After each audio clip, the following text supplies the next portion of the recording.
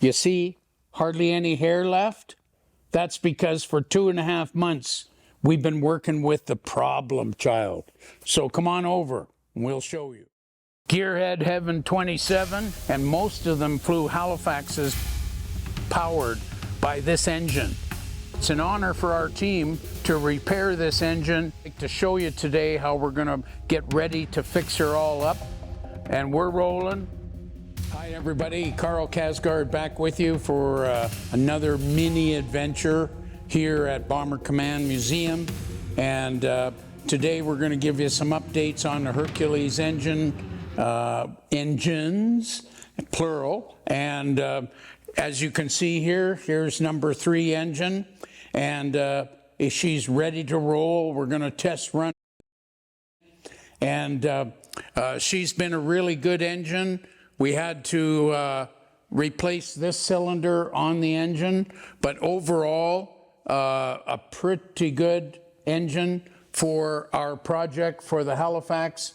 And this is number 3 engine.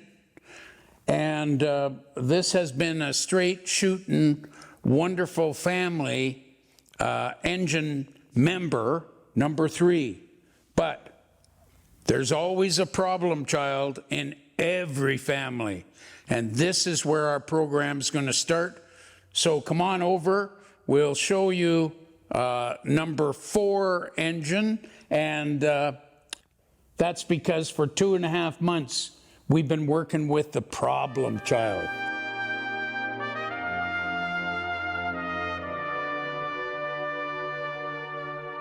And here's your soap opera for the day, Gearhead Heaven 27.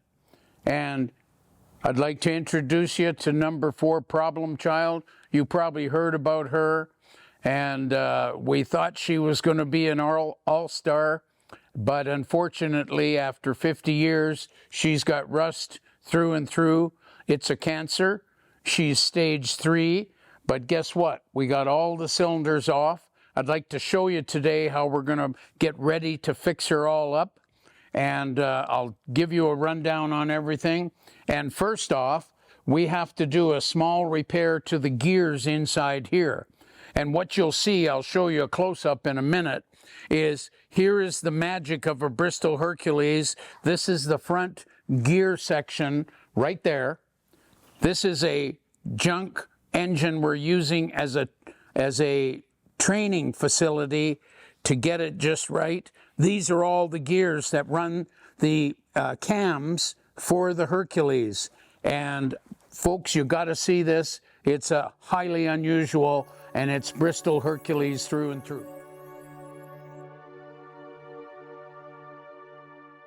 Okay, so let me give you a bit of a rundown here. It's been 2.5 months of agony for number 4. We've got all the outer cylinders and sleeves and pistons off. Uncle Carl has been collecting all the parts that I can here and in Ontario and in England. And let me just explain. These are some of the sleeves that go inside the engine. And you see the rust? We can't use it ever again. It's not rebuildable. So those are all the junk sleeves that came out of number 4. But here's the treasure. Here are 3 outer cylinders we've assessed and saved. We only got 3 out of 14 that we can save. There's a full set of brand new pistons, 14 pistons that will go into number 4 engine. These are 4 of the sleeves that are passable, used, can be run. And I'll show you, I've been collecting this week all of the piston rings required to go on our number 4 engine. And you can see we've got some brand new rings to be installed on our components as we assemble. There's some more sleeves in there, but it's really a real problem for Bristol Hercules. It's not an automotive engine. It's not even a Merlin engine. It's a Bristol Hercules sleeve valve engine. And you might as well say it's from Mars. But It's a very important engine to Canada. There's 70% of our guys flew Halifaxes, and most of them flew Halifaxes powered by this engine.